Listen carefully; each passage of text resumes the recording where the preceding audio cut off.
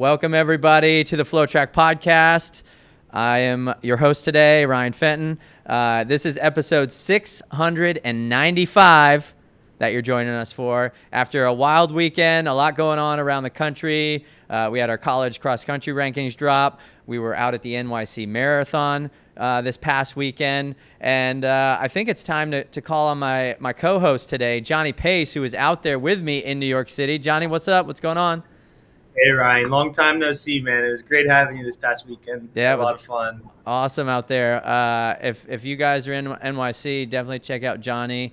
His door is like a revolving door for really anyone, athletes, content creators, just people that are fans of the marathon. I think it's just an open door policy, right? Like, you want to come up and hang on the balcony, it's time to go. Yes, sir. Yeah, including yourself. I'm glad I got to show you the view up here. And you got to do it soon because he's making his way down to Austin soon. So get it while his lease is still there. Yeah. Limited time offer. I love it. Well, we're going to get into this episode today. We're really going to get into New York City Marathon, and we're excited to talk about it and talk about some of the highlights from it. But we're going to dedicate a lot of the episode today to a special guest that's joining us, and that's the top American woman from the race on Sunday, Sara Vaughn. And welcome to the show, Sara. How you doing? Thanks. I'm doing well. Thanks for having me. Yeah, it's great to have you. It was great to watch along. Johnny and I had two different experiences. I was watching on the monitor. Johnny was watching from the lead truck. But wow. You really had the front row seat, Sara, up there in the lead pack with the athletes. So just in general, coming off the weekend, how you feeling? I know you're back in Boulder. What are the vibes like back at home? Yeah, it's been fun. I mean, I jumped right back into, school drop-offs and making school lunches and stuff like that. Got to go to work a little bit later, but other than that, I've enjoyed just a little downtime, not having to train. We went out to dinner last night as a family and celebrated, so it's been good. Well, obviously a big performance over the weekend that we want to dig into, but we'll rewind first and talk a little bit about Chicago and kind of what led you to get to New York. Johnny, you were out there at Chicago running as well. So you guys were on that starting line together, but I know the day did not go your way, Sara. Came down with COVID. How long before the race did that happen? And then, the point at which you decided to drop out, kind of talk about that moment. And did you know at that point you were going to try to find another race or not? I got sick the Monday night before. So I didn't run Tuesday and Wednesday. I had a fever and body aches and stuff. And then just had bad tummy issues all week. So I couldn't really keep in any fluids. So I went into it pretty depleted, I think. And, if I could have objectively looked at whether or not I should start that race, the answer was clear. I should not have started. But when you train for 12 weeks and you have one major goal, I just had to give myself a chance. And I thought maybe my body would come around in time. I dropped at 11.5 or almost 12. I wanted to drop at 1.5. So no, I certainly wasn't thinking about a backup race or anything. I was just really trying to get myself through mile to mile. And then coming up on the half marathon mark, I just had a huge headache. I had terrible cotton mouth. I was super dehydrated and had no choice but to stop. After a few hours in the med tent and feeling a little bit better, then, we could kind of reassess, but it wasn't really until the next day where we waited to see how I came out of it and made sure I didn't dig myself in too much of a hole and could still recover. I was on the tail end of it. I had said, I just needed a few more days. But I was so happy when New York, that opportunity presented itself, and was more than grateful to hop on the start line there. And going through it, was that the race that you targeted? Were you thinking about coming back that quickly at New York? Obviously that's the last World Marathon major. Was that the goal to get there, or was there any other races on the calendar you were thinking about as you were recovering from that? Yeah, they didn't have to say yes. They could have said, hey, sorry, field's full, and we're only a few weeks out. So we were thinking about Toronto, which would have been that next weekend.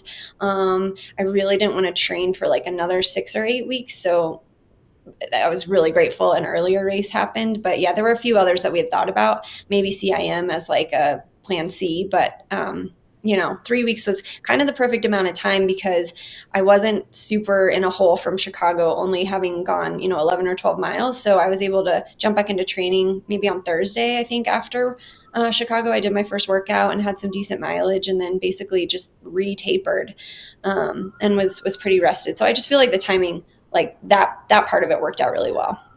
Nice. Sara, I know you have a bit of history with Chicago, but how about New York? Was this your first time? Yeah, it was. I've raced the Fifth Avenue Mile probably, I don't know, half a dozen times, but I've never never done the marathon. So I was, New York Roadrunners has always been good to me. I was just really happy that they were not only offered me a spot, but seemed genuinely enthusiastic to have me there. They just really know how to take care of athletes. So what a cool experience. Nothing like the New York City Marathon. Yeah, absolutely. I'm so eager to hear more about it, but it seems like the athletes are so excited to come to New York, and it's a very different experience from every other race. And there's that energy. Did you feel that energy race day? Yeah, from the gun, or cannon, I should say. Yes, it was like, it was epic. Like every mile was epic. I mean, crowds, the views, just the whole environment, and the field. The people that I was running with, it was just different. Like they take the hype to another level. I remember thinking, okay, everybody tells you about the what do they call it? The loud tunnel on First Ave, about how crazy that is. And I remember thinking maybe 3 or 4 times leading up to that it can't get any louder than it already was. Like at mile 8, they were losing their minds. And I was like, how is First Ave louder than this? And then another time I was like, how does it get crazier than this? And everything lived up to the hype. Everything everybody told me about New York, it was true. It was all amazing. Sara, on the, just on that kind of, I guess, comparison of New York to other experiences, Chicago, this would have been, I think, your 3rd consecutive year running it, right? You'd finished top 10 the previous 2 years. Much different, scenario of, I think, courses. When you go to Chicago, I think most time you're thinking fast, right? Fast course, you want to set a PR. I think you set your PR there last year, 2:23. Yeah. So not only did you have to shift races, but like you had to shift the type of course you were running. Like was there any concern about how you were training for Chicago and how that would translate to New York? Or at that point were you just like, hey, I'm in, that's kind of the cherry on top at this point? Yeah, kind of. I mean, my main concern was on the actual physical training aspect of it, because when I'm preparing for Chicago, I am constantly searching out the flattest routes in Boulder, and Boulder's not flat. So I would find these, 1, 2, 3, 4 mile loops that could mimic Chicago. And when I found out I was switching to New York, obviously everybody talks about the bridges and the hills. So I was worried I wasn't adequately prepared for that. As it turns out, when I reached out to people who had done really well in New York and asked them, what venues should I be doing to prepare for these climbs and the elevation gains, it was Reed Fisher. I reached out to him. He loves creating routes and things that simulate race courses. He sent me all the same loops that I had been doing getting ready for Chicago. So it turns out Boulder's flattest courses are on par with New York. So that part of it made me feel better. The mental side of it, though, like you first said, that part was easy, because Chicago, you're talking about hitting mile splits down to the second and going through the half in a very specific small range and finding the pacer and all of these little details that you're focusing on. And New York was kind of like switching race plans was kind of easy, because it was like you're just racing. And I didn't look at my watch. I didn't have to worry about pacers. I didn't have to worry about hitting splits. You're just racing. So yeah, I was gonna ask, like, jumping into the race, it sounds like the race plan was just to actually race. Is that correct? Like it was be with the pack. I'm assuming understand what pace they're at. But if it's within your wheelhouse, like you're not worried about pacers at that point. You're just sticking with the women around you, or like how did you approach it once the cannon went off? It was a very loose race plan. Alistair basically told me, what a good marathon should feel like. What you should feel like at 8 miles. What you should feel like at 16. He basically said after you come off of Queensboro, so 16 miles in, like you're free to make choices and feel it out after that, but, stay with the pack until then. And that's exactly how it played out. That's really what I was envisioning. That race, especially on the women's side, seems to stay pretty tight, and the pack seems to stay pretty big until at least halfway. Nobody really made any crazy moves. It was very fartlicky, like someone would surge, but not really. And we would kind of reel them back in. That happened a lot, but nobody was like, there was talk of course record and stuff, but I wouldn't say anybody seemed like they were going for that. So at that point, my job was just to get comfortable being in the pack, which I really wasn't, but I was trying. Yeah. Oh, go ahead, Johnny. I was going to say this race from like seeing it unfold was really exciting because there was so many people in that race for so long, right? Like up until I felt like 17 to 20 miles, like there was a whole group was still together, and clearly that really made for some great racing and probably just sticking in that pack to get you so far through the race. You took the lead around 17, is that right?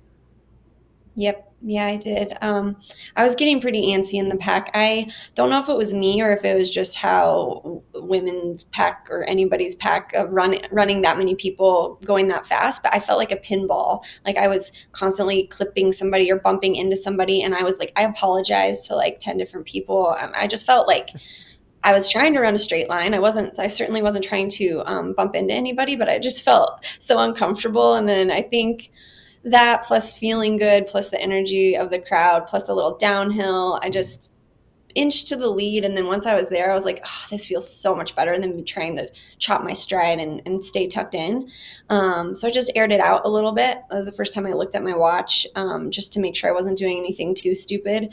But yeah, just like opened the stride a little bit and tried to get it rolling. And I think that's when the pack finally started to break up a little bit. Yeah, so that worked out well. That's kind of how I envisioned things going, not necessarily taking the lead, but just really bringing it, and getting the race, like getting into race mode after that long bridge. Yeah, I'm stealing a look at your Strava splits here. And so I'm Johnny's bringing up, you take the lead at 17. You said Alistair said at 16, you can start making choices, right? So mile 15 is 5:58. Mile 16 is 5:22. Then we go 5:24. Then we go 5:17.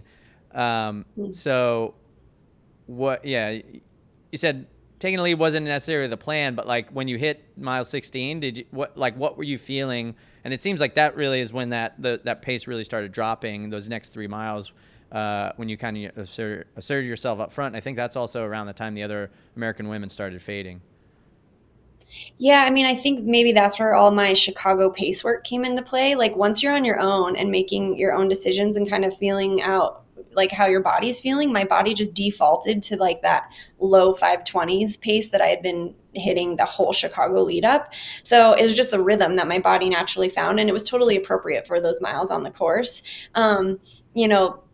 Hindsight, like maybe I should have stayed tucked in a little bit longer, and then I could have stuck with the leaders a little bit longer, but it just felt right at the moment. So rolled with it. We got down to a much smaller pack, which I was comfortable. I took the lead for a little bit and then I tucked back in, and I was like, oh, this is way more manageable with like 9 or 10 athletes rather than like 30. So I was happy I made that move. Maybe next year I'll do it a little differently, but I was happy with how I did it.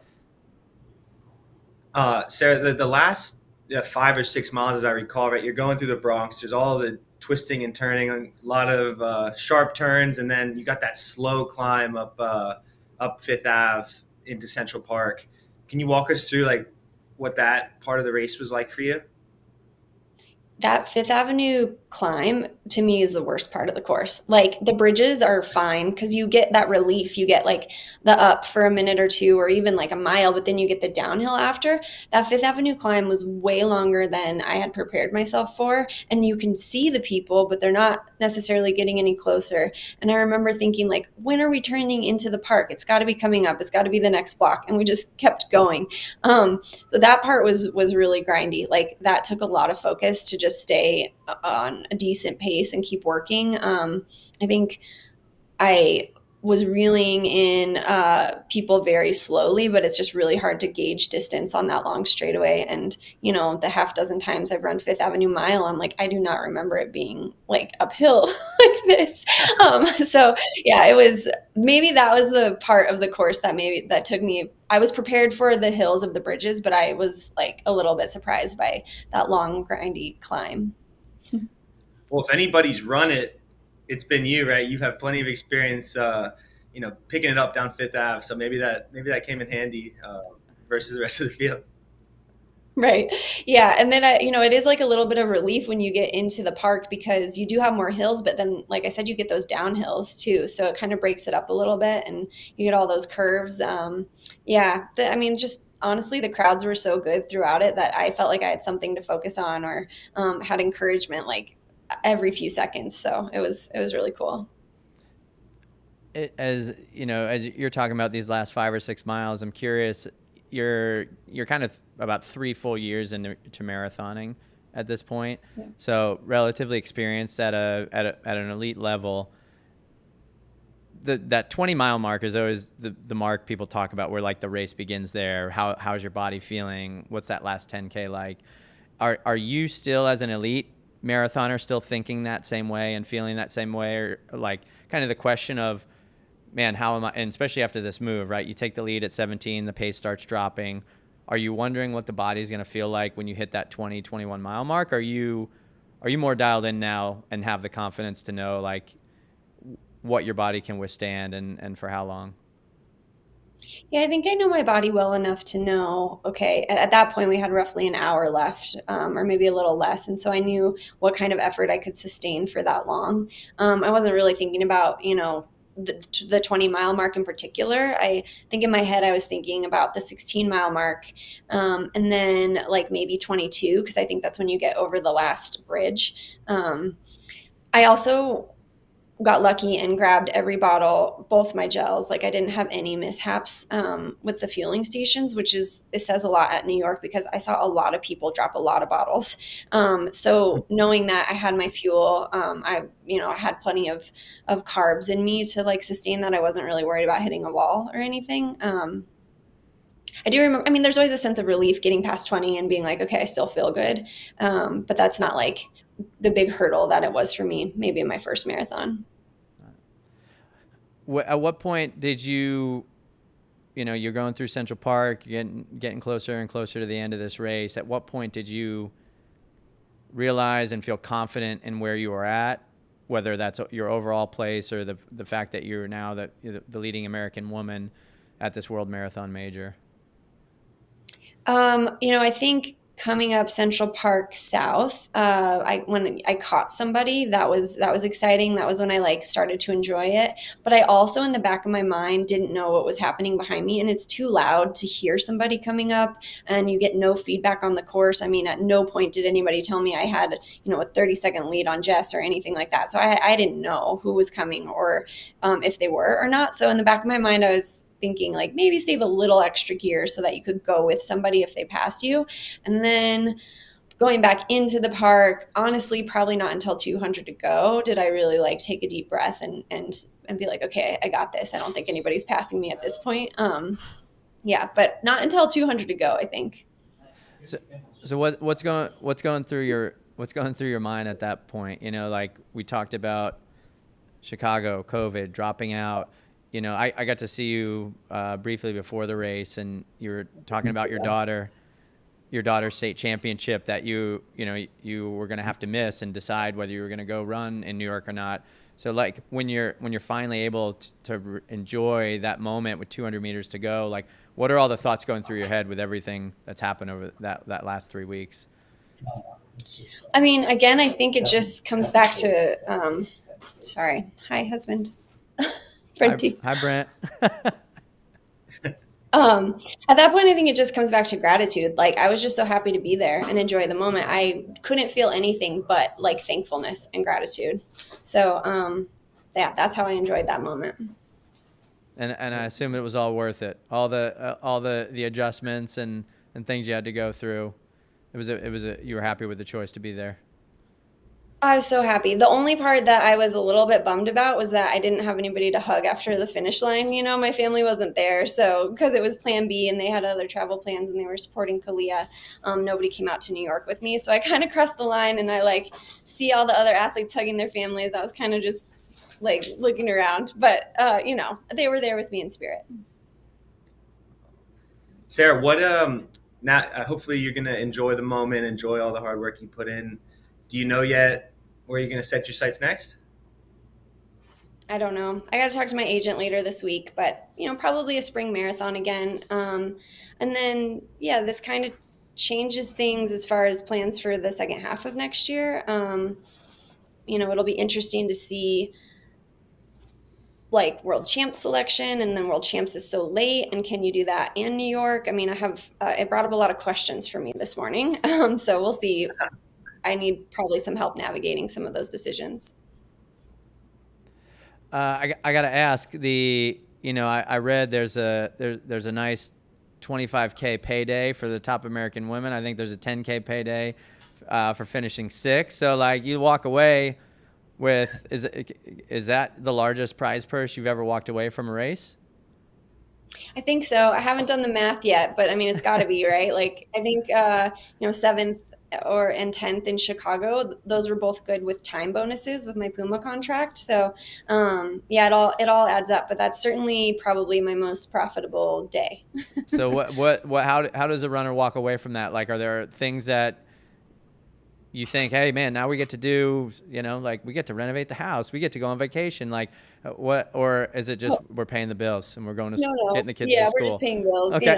We got college tuition and we got savings, and yeah, we're not like the best at padding our savings accounts like retirement accounts. So yeah, it'll probably be divvied up in those very adult ways. Nice. All right, saving for the future. That's good.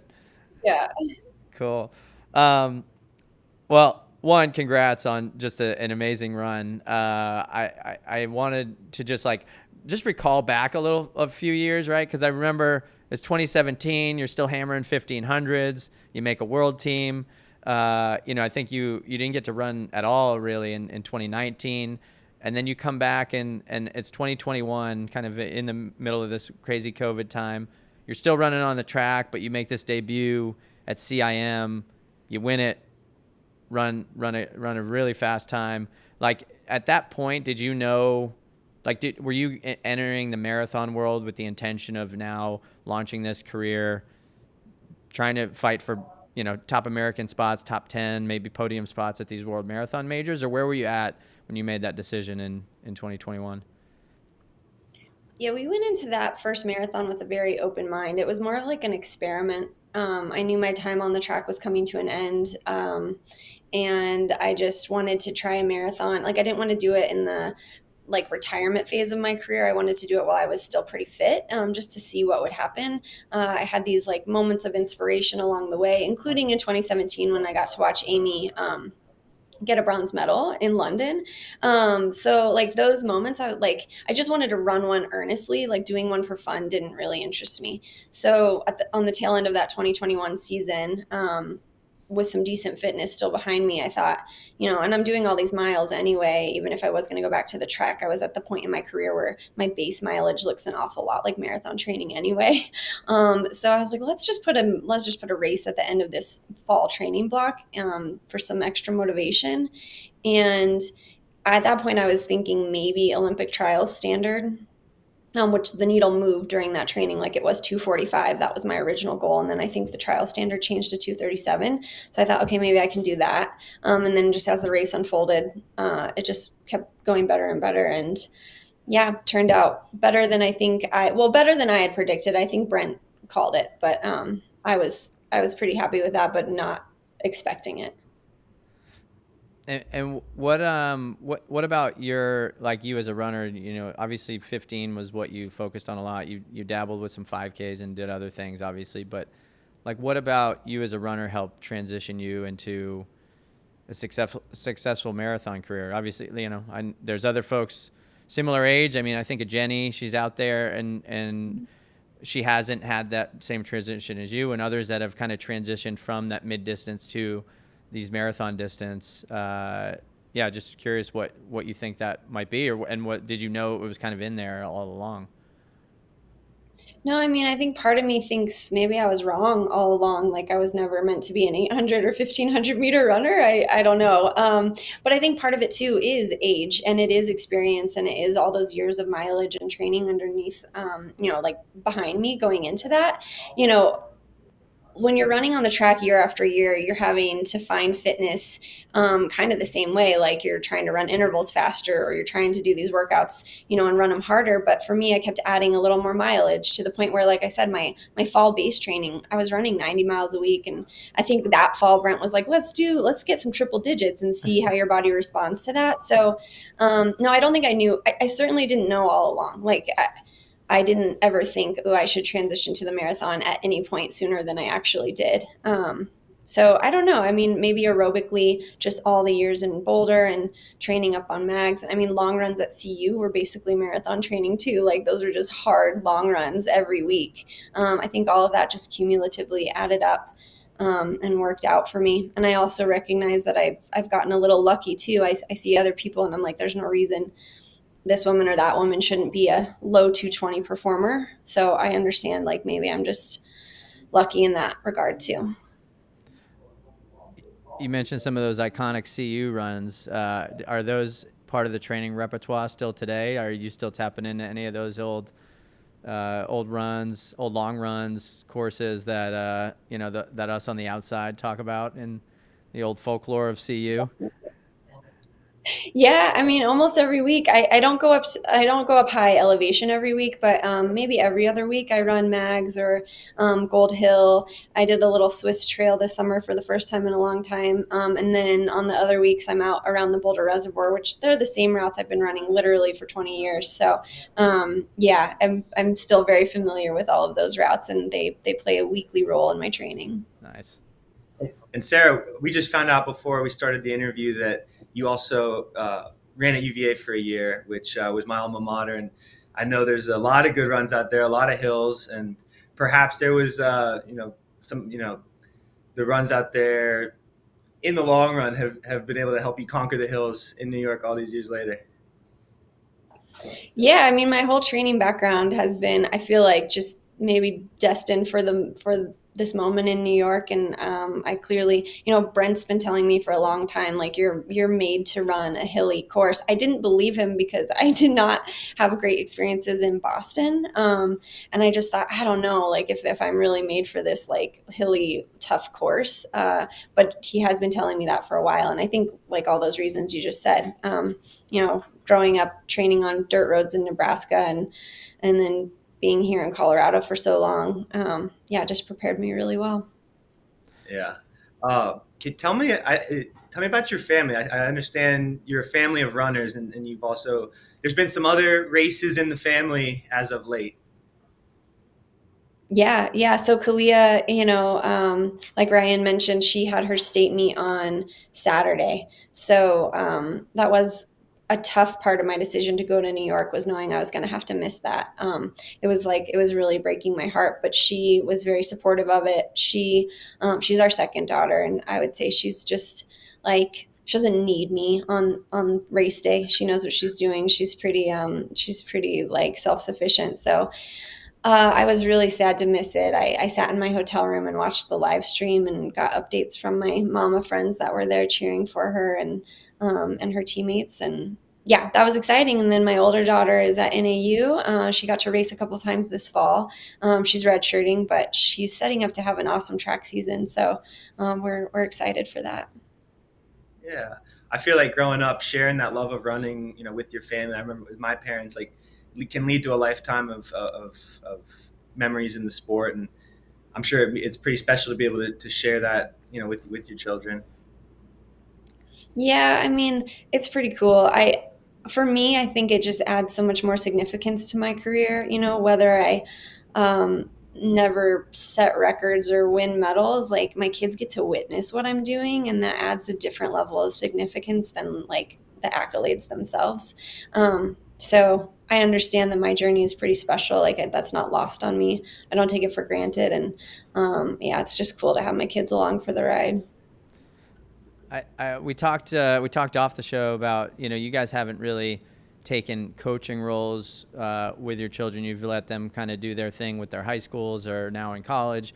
But I do remember, if I'm not mistaken, it might have been when I saw you in Orlando during the Olympic trials for the marathon, or maybe it was before that. But we did talk about racing, some inter-family racing that happens. And it sounds like it's not, no one's shying away from the competitiveness within the family. So tell us about some of those races. I think there were some 800-meter head-to-head matchups in some of the community races in Boulder. Is that right? Yeah. I paced both of them in some miles and 2 miles. But then this summer, when I didn't have a ton of races on the schedule and Kiki was trying to break 2:10, I was like, I can still run 65s. I'll race you. And she blew my doors off the last 150, but that was really fun. And it was like a milestone, in parenting, is that like I legitimately couldn't beat her. I was trying as hard as I could. So she ran 2:09 and I think I ran 2:10, but she made me look silly that last 100 meters. So we also, this is not healthy parenting advice, but we also have a PR board. And I don't know if it's breeding the right kind of competitiveness in these sisters.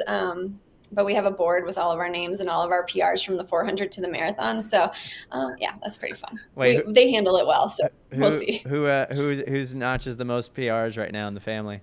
Has mom still got it? Me still. Okay. But I know it's going to start changing. I'm telling you, Kiki, I would not be surprised if she has my 1,500 record before she leaves college.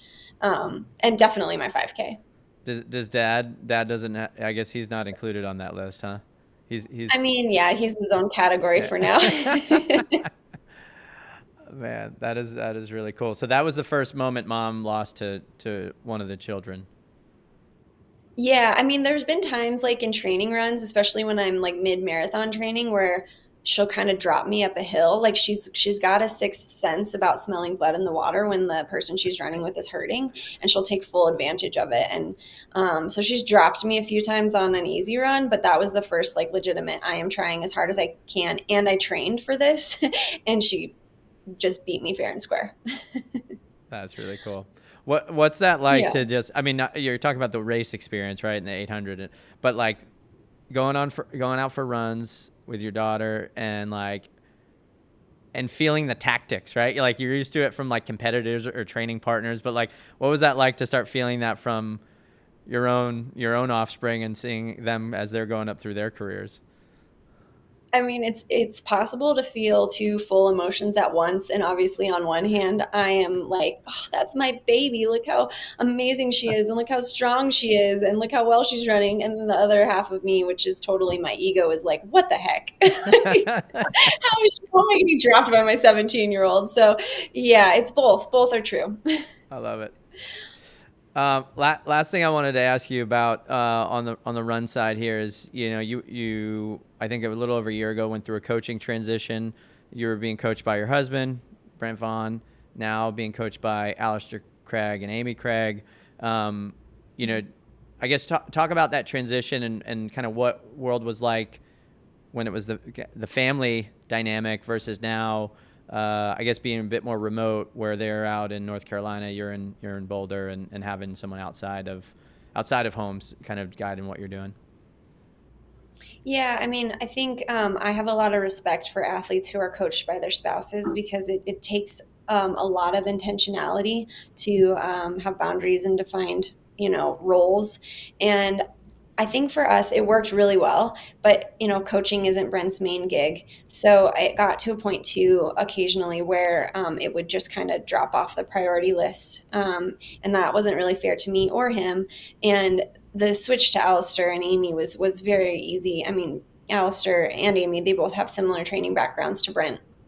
And like the training wasn't that much of a deviation. And also just, it was easy to trust them. They've been friends for a long time, and we love them, and they were eager to help. And so, we called it outsourcing. Like, we have enough going on in our lives. We try to outsource as much as possible, and to outsource like the coaching burden off of Brent was just a really smart transition. And we are both really happy with it. And that way we can go back to just being husband and wife and mom and dad and occasionally business partners, but not have to like maintain this coach athlete responsibilities as well. So it was good for everybody.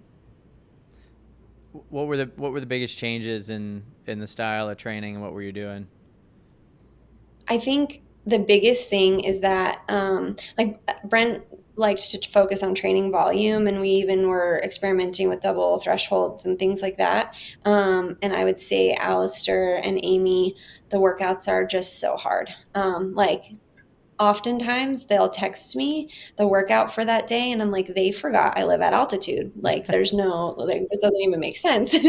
But they're like, just try it, like, we get through it, and we've had to make some adjustments, but yeah, the workouts are just really intense, really, really hard. And we don't do double workouts because the morning workouts are hard enough. So, yeah, other than that, it's like fairly familiar, vaguely familiar.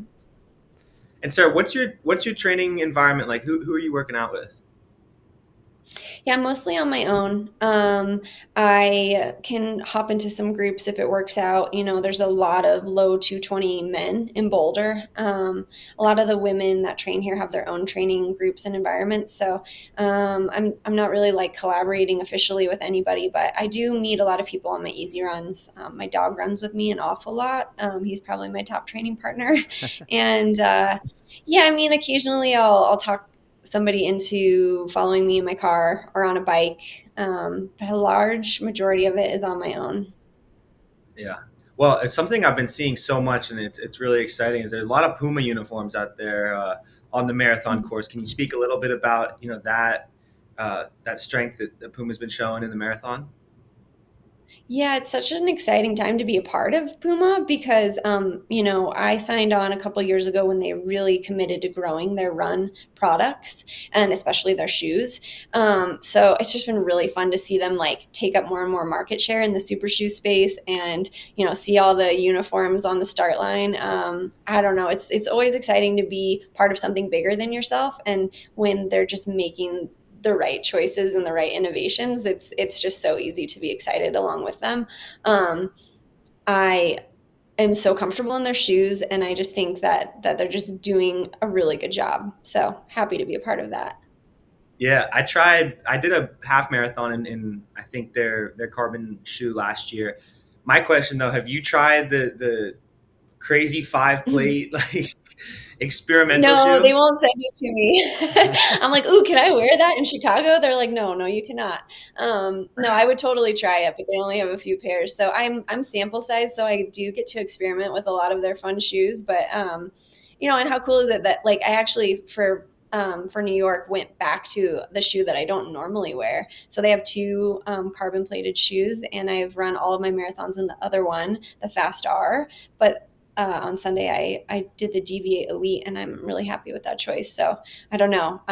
It's I packed two pairs of shoes because I thought I might change my mind. So that's like a fun, tough spot to be in, is to have two amazing products to choose from. What are the key distinctions there? They're just built different. And I think like with my running form, well, in the past I've been told, with my running form and being more powerful, that the Fast R, the way it's built, could propel me a little better. But I don't really, I think they're on version 2 of that shoe, and they're on version 3 of the DV8 Elite. And I just think the foam is a little bit better in the DV8 Elite. So I just went with the nicer feeling foam. I've gone back and forth. Like I've done workouts, mile repeats, where I switch back and forth every mile, and I like don't feel a difference. So, yeah. And then I think the DV8 is like a little bit lighter at this point, but I know they're coming out with a new Fast R in the spring. So we'll see. Maybe I'll have another tough decision to make before spring marathon. Well, Sarah, before we let you go, I want to give people a little glimpse at the world of an elite runner, especially one they just saw on television, Top American at New York City. What does that look like off the track and off the roads? You hinted at Brent now being the occasional business partner. So some folks work, some folks don't as they're doing this professional running career. It sounds like you guys stay pretty busy. So can you give us some insight on what you and Brent are focused on in the Boulder area outside of running and the family? Yeah, of course. Yeah. So, I mean, I've been a realtor now for like over 10 years. When I was running on the track and not making money, I didn't have a choice but to figure something else out. I feel really blessed that I also really love that job. So no matter how well running is going, I'm always going to keep doing that. And Brent has a construction company, and for about the same amount of time, a little over 10 years. So in the last couple of years, we've been doing some projects together, some real estate development, some flips. We're building a spec home in Boulder that's about to break ground. So yeah, we get to work together professionally, which is super fun for us. We both really enjoy it and feel like we're built for it. So and we've done well in the past, so we just keep trying to roll with it. So a little real estate hustle on the side. I like. Yeah, really cool. Exactly. So what turned you guys onto that? Like the real, there's kind of three buckets, right? The realtor part, the flip and development and construction part. Like where did that all come from? It's funny, like none of them were the master plan from the beginning, certainly. When we moved to Portland for a few years when Brent was running with Nike. And then when we moved back to Boulder, we were just super, super broke. And I was like, what job can I get like tomorrow? I had no experience other than trying to run and be a mom. And it turns out, even though I would argue the opposite, that, on my resume, that didn't line me up for many interviews. So my mother-in-law was a realtor, and she was like, I'll pay for you to go to real estate school. I think you'd be really good at it. And honestly, I didn't want to, but it was an offer, and I took it. And yeah, it's kind of just lucky how it worked out. I've been super blessed in my real estate career with getting in the right companies at the right time and the experience that I've gotten to have over the last decade. And Brent's story is super similar. So we moved back, and same thing. He was like, I'm not getting interviews. I mean, he's a mathematician, and he wasn't getting interviews because he had this, gap in his resume of being a professional athlete for a few years. So, and he didn't really want to go into like actuary work or something like that. So he started working for a friend who had a roofing company, and he was doing sales. And Brent, like he can talk to anybody, and sales is his cup of tea. So he got into the construction company that way. And then I want to say maybe 2 years in, he was basically running this guy's company for him, and then started his own company. Now he has a solar division, a build division. Like, yeah, he's doing well. So, and Boulder real estate, Colorado real estate is fun for us, and we just know it well. So yeah, we'll see how these next adventures go, but so far so good. Yeah. You guys are in a very, very popular market, a market that's like, been in national news for a few years as one of kind of the big markets in the U.S. and one of the, outside of Denver and all that. So I'm curious, like for those that are into real estate, how far reaching do your deals go that you work on from like, from your side? And then like when you guys are developing or flipping houses, how far outside of Boulder are you? Yeah, well, I'm so glad you asked. I'm a part of like an international company. I work for Sotheby's Real Estate. So I have partners literally all over the world. I had partners in New York. There's several offices there, but they, some colleagues came out to cheer for me. So I really work with people from anywhere and can place people with the experts in their local market. And then as far as our own, build adventures, we're mostly staying in Boulder County because we're familiar here. But yeah, we're pretty connected. Cool. And Sara, yeah. Sara, I'm still a young, working my way up, building out my net worth, and I have yet to invest in real estate. I've certainly thought about. I'll tell you what, I'm not investing in New York City. I think that's off the table now. Ryan, I know you have some exposure in Austin. Love Boulder. Anyways, to the two of you, what would be your advice to a young buck like myself looking to get into the market? This is free consulting for Johnny. I like it. Oh, I love this. Yeah. Well, like the majority of my clients are first-time home buyers, right? So like as much as people like to think of Boulder as a multi-million-dollar market, I'm working with a lot of first-time home buyers, who are buying like entry-level homes in Longmont or other parts of Boulder County. So I love this question. My best advice to you is get into the market wherever you can. Don't wait. The sooner, especially Austin. Austin's very similar to Boulder. So get in wherever you can afford. Let it appreciate. Once you're like in the system, it's easier to move up within the system. So yeah, just purchase as soon as you can. Should I get a fixer-upper or a pretty stable, solid, maybe overpriced, but solid option? What would you think? It depends. Are you handy?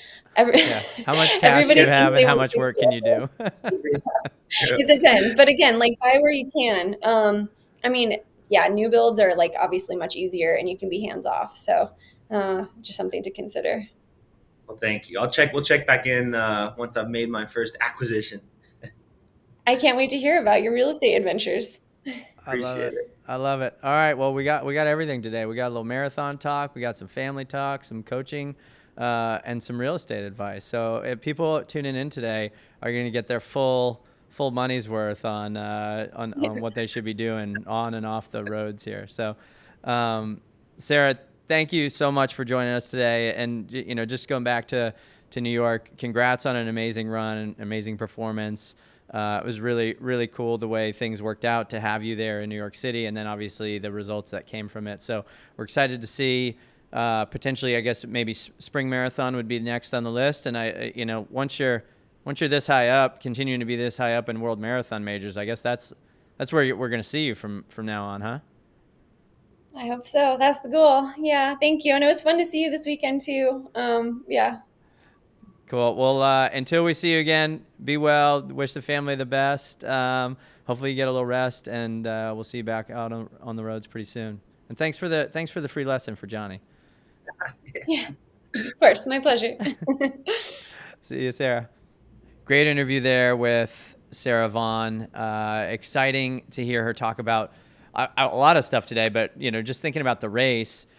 Johnny, I'm thinking about that moment where she talked about mile 17 and taking the lead, and you had a front row seat. Your experience this year was really unique. You got to be on the lead women's car.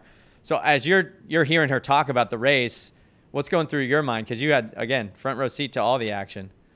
Yeah, Ryan. Well, this experience this past weekend, I've shot so many races in my career, and this takes the cake. Being one of two photographers in the truck directly in front of the pro women race, watching it unfold, best seat in the house, I was just trying to pinch myself and take it in and enjoy every second of this thing. And the thing that I was hoping for going into it was like, hopefully nobody makes a break like from the gun and we're just driving along with one person. No, we got a classic textbook race on our hands that didn't develop until a lot later than I was expecting, to be honest. As you can see from the shots, like this group was making their way through their burrows, very few dropping off, and it was so much fun to watch. But the question on my mind was like, all right, so what's going to happen? Who's going to make the move, and when's it going to happen?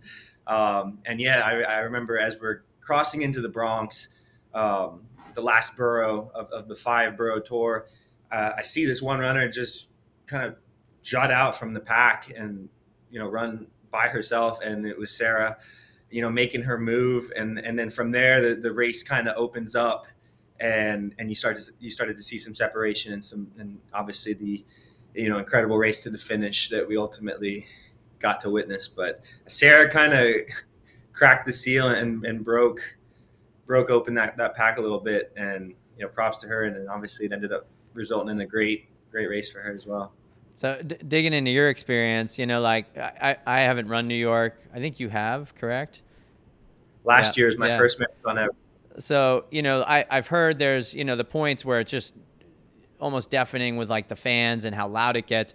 But then you have these moments over the bridges where it just gets silent, right? Because there's no fans. So like, what was that like? Again, you've experienced both as a runner now in the lead car. What's that like going through those burrows and hitting those different pockets and fans, no fans, bridges, and all that? Yeah, you get the whole gamut, right, with this race. The bridges are themselves crazy because they're there's no traffic on it. So like you have these huge structures, and oftentimes they especially Queensboro Bridge, a bit of a climb followed by a downhill. It's just really an experience as a runner that is pretty special, and like you really got to focus up on those bridges and also just appreciate also the moment that you're in. But yeah, no crowds, and so I believe when Sara makes her move into the Bronx, it's dead silent. You're going uphill, and it's a pretty bold play to make, but yeah, that contrast, as soon as the bridge is done, you're back into the roar of the crowds, and you're getting pushed along again. But it's a pretty neat dichotomy, right? To get both of those experiences in the same couple miles. for people that follow you, Pace Photo on Instagram, and they've kind of seen your journey of all these things that you've shot, this one being unique just on that lead car, how are you approaching that as like a photographer out there capturing a story over 26.2 miles through your lens, and like, and then just like the changes of like light and sun and no sun and shade and like all, like what's going on?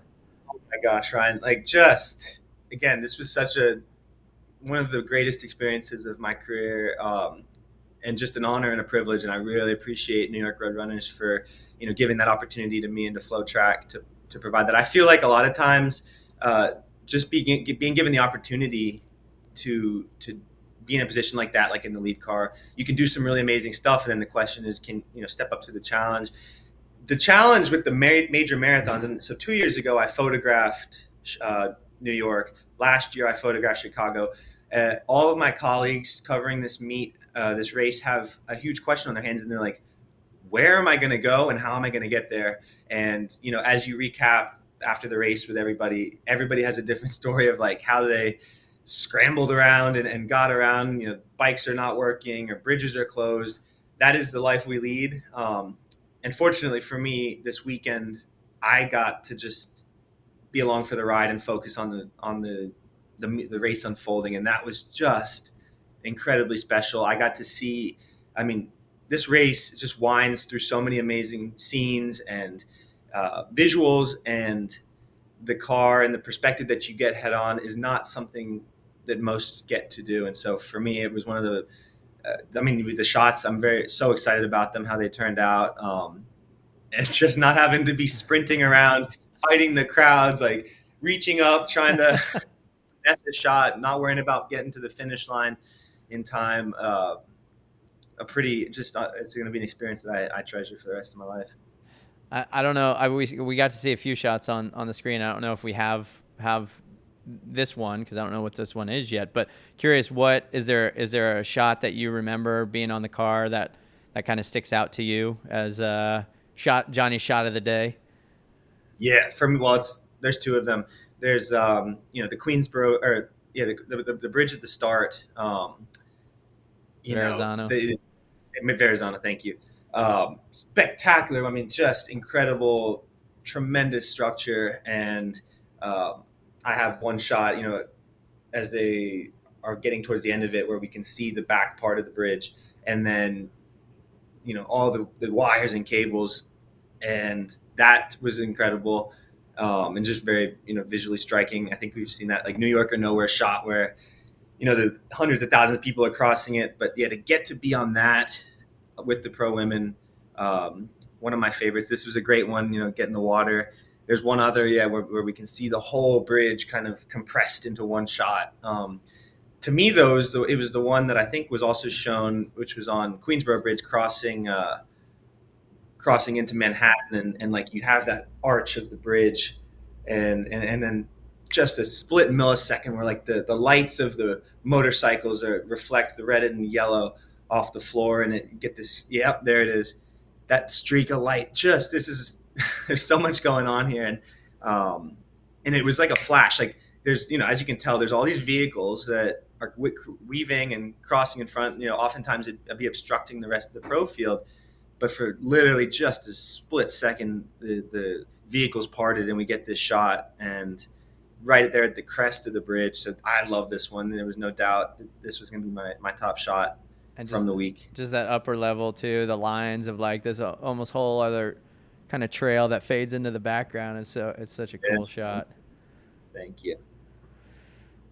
Man, well, an experience you won't forget, and hopefully not the only one of its kind, as we've got a whole year of marathon majors coming up in 2025. First one, I don't know when the next one. I don't know if we have your calendar out yet on the next one, but I guess we got to get those credentials submitted for the lead car again for Johnny. Yes, sir. I hope so. Well, we got Sarah's experience, we got Johnny's experience, and then overall just the race itself, New York City, some takeaways. There was obviously a lot of hype around some of the defending champs that were coming in, with Tola on the men's side and Obiri on the women's side. Obiri trying to be complete this double of Boston and New York 2 years in a row. That plan got a bit upset by Sheila Chepkirui of Kenya, who comes in. She wins 2:24.35. And Johnny, she came in, I think, with the fastest PR, 2:17. She's run, I think it's around 4 marathons before this, and has never run slower than 2:19.31. So all of her marathons between 2:17, 2:19. But didn't feel like she got a lot of the talk, right? A lot of people were focused on Helen and maybe a few other names, but she really came out and showed, I'm the fastest coming in, and I'm going to be the fastest leaving. Yeah, right. Well, I think we were talking Helen versus Sharon, which one of the former champions was going to take it. And, sometimes the one that you don't talk about is the one who ends up taking it. And what a race, man. There's the way it unfolded, the slowly dwindling pack, but so late into it. Like we didn't see the true, final separation until they were in the final mile. Like it almost was a race to the finish, to be honest. And, maybe having that top speed, ultimately the fastest PR, ended up playing to her advantage and letting her just sneak it at the line, not sneak it at the line, but, separate from Helen, as they're coming into Central Park. Yeah. It was a cool moment. Great win for her.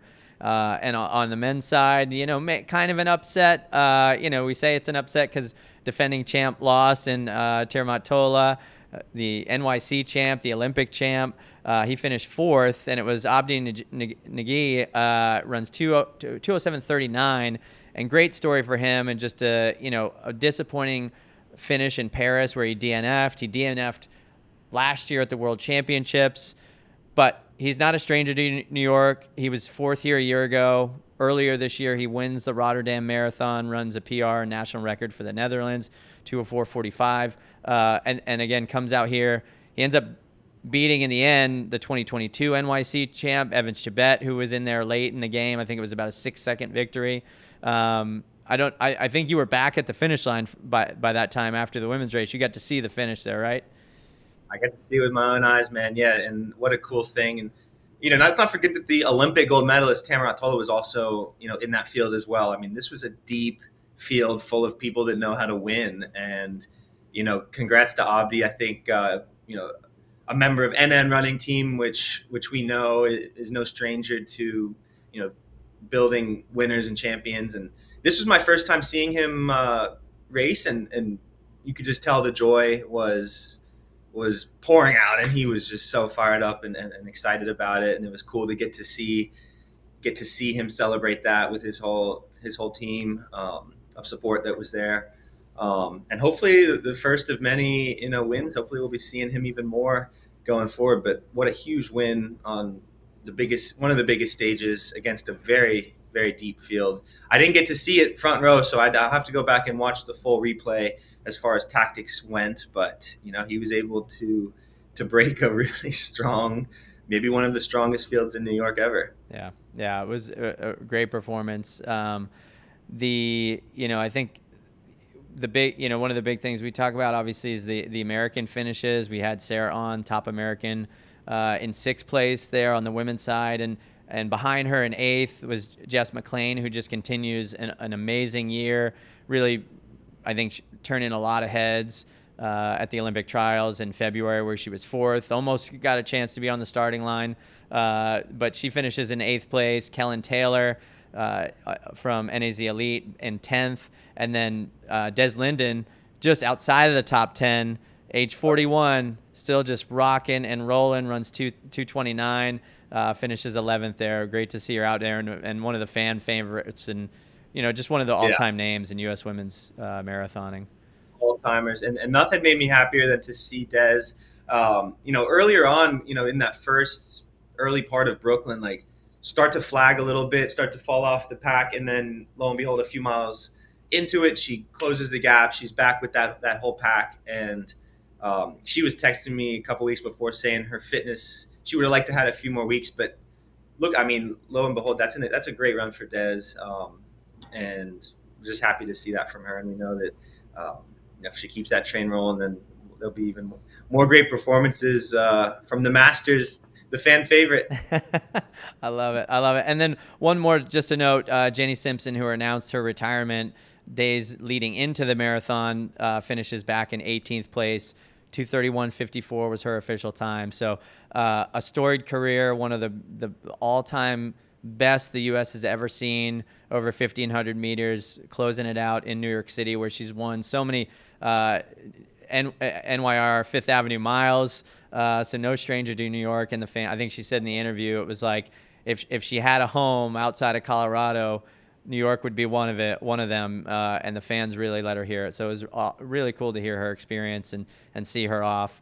And so and a career that should be and will be celebrated. And Johnny, I think you guys saw her at the finish line. I don't know if you that spoke to her, but yeah, she seemed just in great spirits with how things ended for her.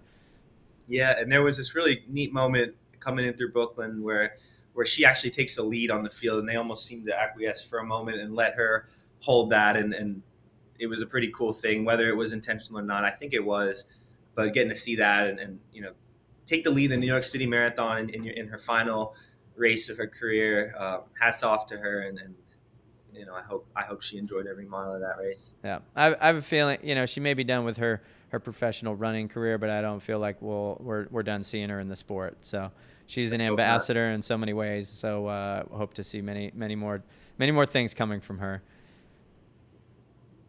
On the men's side, before we close things out, Connor Mance, Clayton Young continue to just lead these American men, as we've seen a lot throughout this year. They finished 6th and 7th in front of CJ Albertson, who came off of Chicago just 3 weeks ago. Johnny, I know you finished Chicago. I don't know why you weren't out there running New York City. CJ said he was good to go. So next year we'll get you out there for the double, I think. But those guys, 2:09 for Mance, 2:09:21 for Young, Albertson 2:10:57, just ending an amazing year and really 12 months where he's fit in 12 marathons, I think averaging 2:09:48 or something like that. I looked up. You had Colin Betty, Ryan Ford and Colin Betty just outside that top 10 in 11th and 12th. Really, like, the American men packed it in the top 20. We had 11, 12, 13, 17, 18, 19, 20. So just depth from 2:09 to 2:13 that were shown, which is really cool. USA. It was the boys were happy, man. I think I got to speak with most of the gentlemen you just mentioned. Everybody was happy.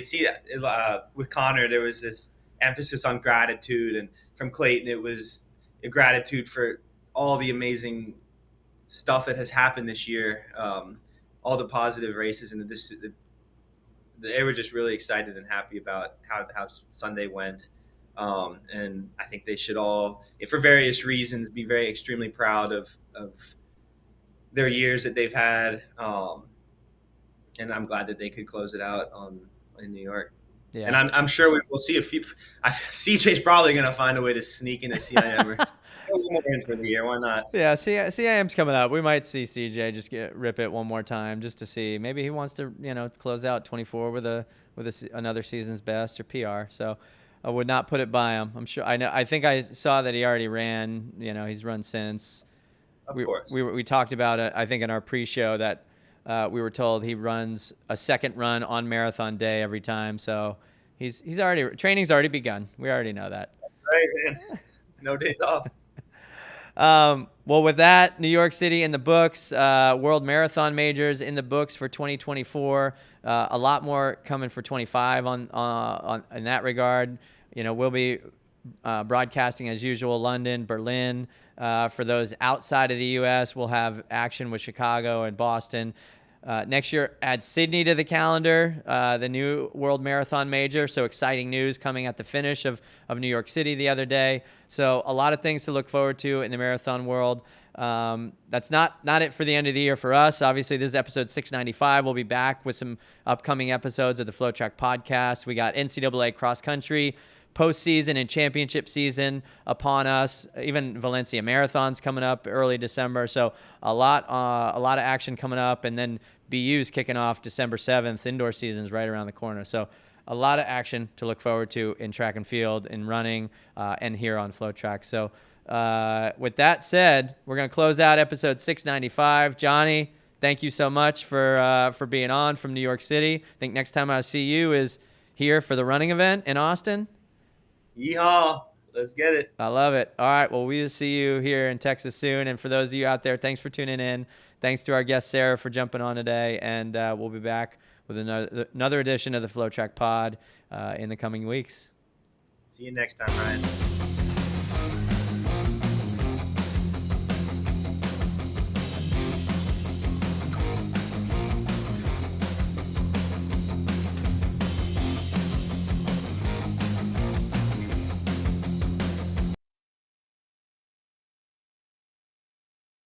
Nice.